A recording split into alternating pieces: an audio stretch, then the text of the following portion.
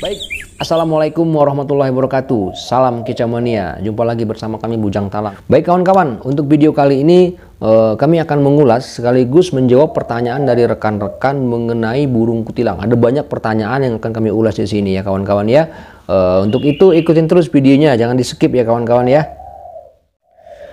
Nah kawan-kawan, ini yang paling banyak ditanyakan oleh rekan-rekan semua ya. Menanyakan bahwa, Bang, burung kutilang itu usia mapan berapa tahun sih Bang? Saya punya kutilang 4 bulan, punya kutilang 10 bulan, kok nggak gacor kayak punya abang? Nah ini biar nggak gagal paham ya kawan-kawan ya, kami kasih penjelasan ya.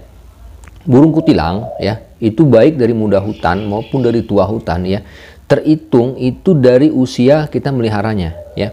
Kalau dari muda hutan itu kira-kira sekitar 2 bulan 3 bulan ya kita dapat, kita ikat, kemudian kita proses ya.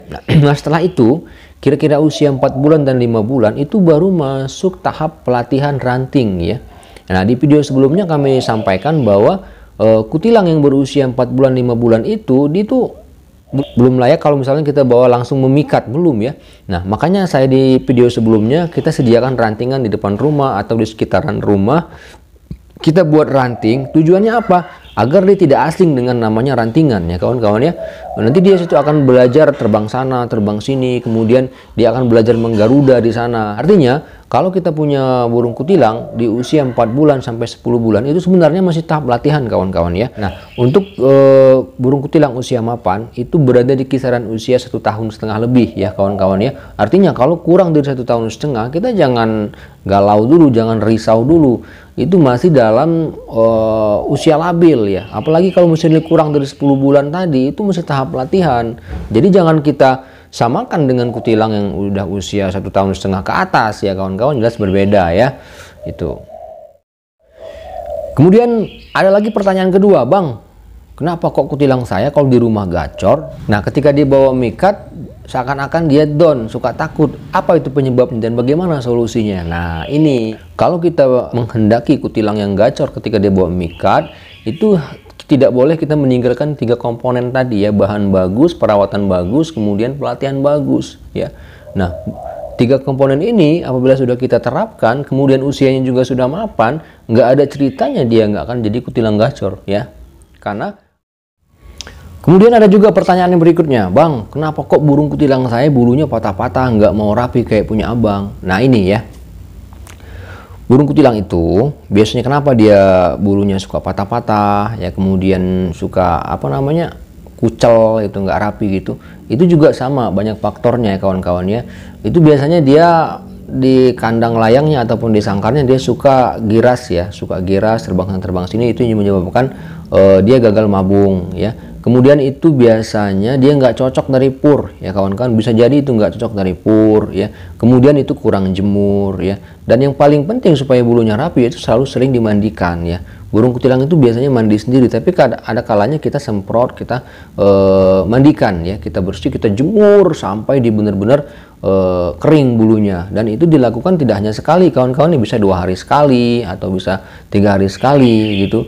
Kemudian perhatikan kandangnya, kalau kandangnya kotor gimana dia mau bersih bulunya kawan-kawan, logikanya seperti itu ya. Nah itu untuk pertanyaan masalah bulu ya kawan-kawan.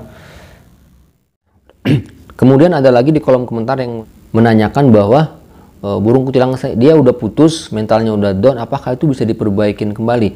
Ya sebenarnya bisa kawan-kawan ya. Dan itu di video sebelumnya sudah kami jelaskan, itu kalau nggak salah judulnya memperbaiki mental kutilang yang down. Sebenarnya bisa ya, tapi memang jelas butuh waktu ya, butuh proses, butuh waktu, dan juga butuh kesabaran dan ketelitian kawan-kawannya.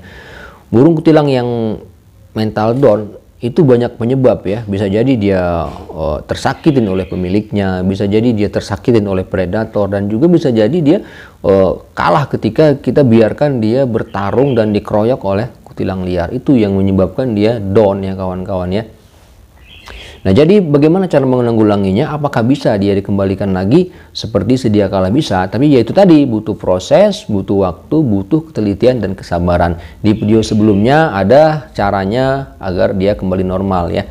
Yang pertama kita istirahatkan dulu, kita asingkan dulu, kita lakukan perawatan lagi, kita lakukan pelatihan-pelatihan lagi, seolah-olah seperti nol kembali ya, seolah-olah kita kembali membuat pikat dari nol ya.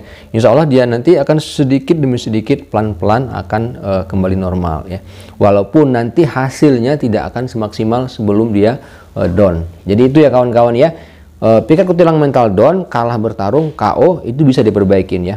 Untuk lebih lengkapnya ada di video kami sebelumnya, cek aja sendiri. Kemudian ada lagi yang bertanya, Bang, kutilang pikat saya itu nggak mau gacor kayak punya abang, nggak mau mengeprakkan sayap kayak punya abang, itu rahasianya bagaimana? Ya sebenarnya itu sudah sering saya sampaikan ya kawan-kawan ya. Itu kenapa dia seperti itu berbeda dengan yang lain, katakanlah begitu ya, bukan saya membaikkan punya saya. Itu ada rumus dasar sebenarnya kenapa burung kutilang itu bisa gacor, bisa baik, bisa performa maksimal. Itu yang pertama sering saya sampaikan bahwa kita harus menentukan bahan yang bagusnya dulu ya, bahwa burung kutilang itu nggak bisa kita sembarangan pilih ya. Kemudian pelatihan, perawatan, kemudian pemahaman karakter burung kutilang itu sendiri. Kalau misalnya keempat komponen ini sudah kita satukan, insya Allah dia akan sama saja, akan gacor juga ya, nggak ada ceritanya. Kalau empat-empatnya sudah kita terapkan, nggak ada ceritanya, kawan, pasti gacor ya.